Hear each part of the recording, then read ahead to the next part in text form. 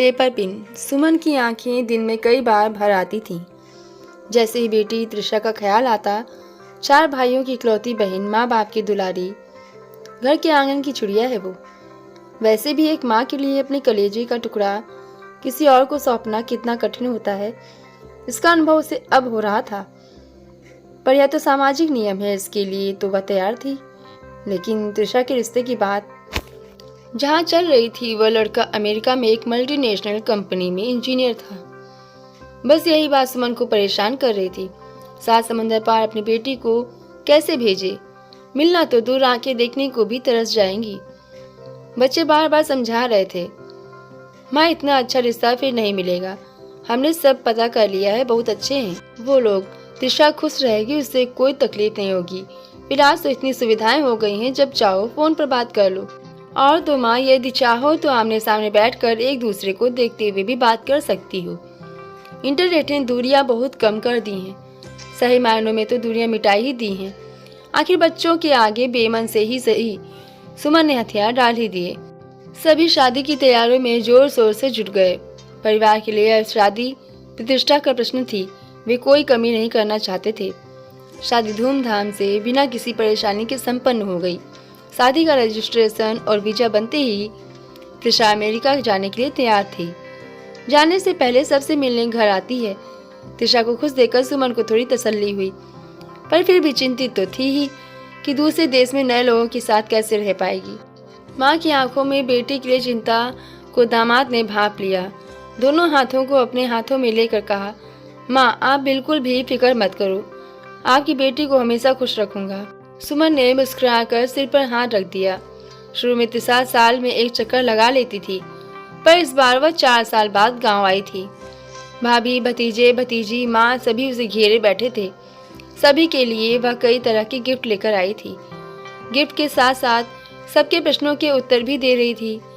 त्रिशा के चेहरे की चमक बता रही थी कि वह बहुत खुश है। पर सुमन को एक बात खटक रही थी, वह थी त्रिशा का कोई भी सुहाग का चिन्ह धारण न करना। उसके कहने पर माथे पर छोटी सी बिंदी तो लगा ली थी। त्रिशा का पहनावे के साथ बोलचाल का ढंग भी बदल गया था। बुआ, आपने दिखाया था, क्या सचमुच 100 मंजिला इमारतें होती हैं वहाँ? हाँ, वहाँ बहुत ऊंची ऊंची इमारतें होती हैं।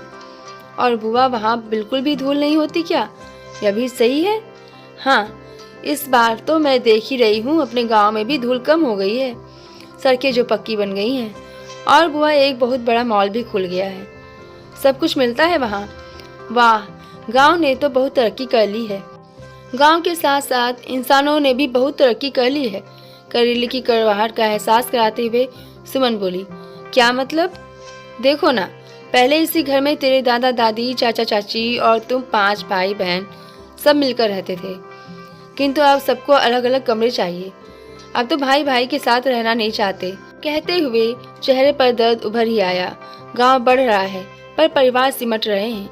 ठंडी सांस लेते हुए सुमन ने कहा, अरे माँ, दूरियां बढ़ गई तो क्या, दिल तो अभी भी पास है। माँ के गले लगते हुए बोली, पर अभी भी बुआ गांव में एकमात्र हिटलर काकी का परिवार है जो एक साथ रहता है। यह हिटलर काकी कौन है? अरे वही जमुना काकी। चलो सभी, अब बुआ को थोड़ा आराम करने दो, थक गई होंगी, इस बार भाभी बोली। आंखों में तो जमुना काकी घूम रही थी। जमुना काकी की बेटी मरी और वह साथ बढ़ती थी, तो जमुना काकी के यहाँ अक्सर जाना होता था। देर हो जाने पर कभी भी जमुना काकी उसे अकेले नहीं जाने देती थी, अपने बेटे को साथ भेजती थी। वह तो फैशन के अनुरूप कपड़े पहन सकती थी, पर मरी वही कपड़े पहनती थी जिस पर जमुना काकी की सहमति होती थी।